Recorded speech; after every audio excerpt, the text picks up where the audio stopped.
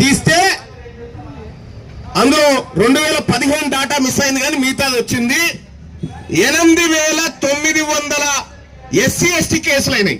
ఏమైనాయి? 8,900 SC ST కేసులు అయినాయి. ఎస్సీ ఎస్టీ కేసులు అంటే ఎస్సీ ఎస్టీ వాళ్ళు పెట్టేటువంటి కేసులు, అట్రాసిటీ కేసులు. ఎవరి మీద అయినా ఈ కేసులను తీస్తే 8,900 కేసులలో 8,158 కేసులు బీసీల మీద అయినాయి. 8,150 కేసులు కేవలం బీసీల మీద అయినాయి. బీసీల మీద ఎవరు కేసు పెట్టిరు? మన ఎస్సీలను మన ఎస్టీలను వాడి మన మీద కేసులు పెట్టించారు. ఎవరు వాడిరు? ఈ రెడ్లు వెలవలే వాడిరు. చట్టమేమో మన ఎస్సీ ఎస్టీల కోసం వచ్చినటువంటి చట్టం, వాడిందేమో రెడ్లు వాడిరు. ఈ జానయ్య గారి మీద ఎన్ని ఉన్నాయి? ఎస్సీ ఎస్టీలు ఉన్నాయా? ఆయన మీద కూడా ఉన్నాయి. కుదవనే లేదు ఆయన దగ్గర. ఏ సెక్షన్ అంటే ఆ సెక్షన్ వెళ్తుంది. నా మీద 4-5 ఉన్నాయి.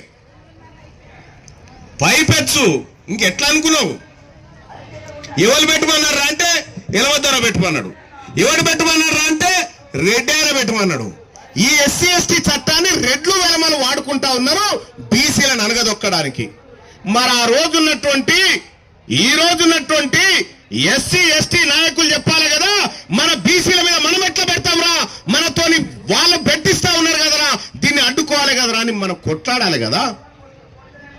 అది లేదు, అది లేదు. ఇలా బీసీలకు అట్రాసిటీ చట్టం రావడం కోసం ఎస్సీ ఎస్టీ నాయకత్వం స్టాండ్ ఏదో చెప్పాలి. మీ స్టాండ్ ఏదో చెప్పండి ఫస్ట్. రెడ్ల సంగతి తర్వాత చూసుకుంటాం. మీ స్టాండ్ ఏదో చెప్పండి. బీసీలకు అట్రాసిటీ చట్టం రావడం కోసం మీ స్టాండ్ ఏంది?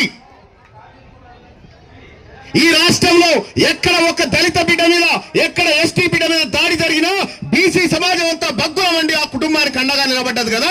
మరి ఈ సమయంలో ఈ కుమ్మెరలో జరిగినటువంటి ఘటనకు సంబంధించి బీసీలకు అట్రాసిటీ చట్టం రావాలంటే మీ స్టాండ్ ఏందో మీరు తెలియజేయాలి.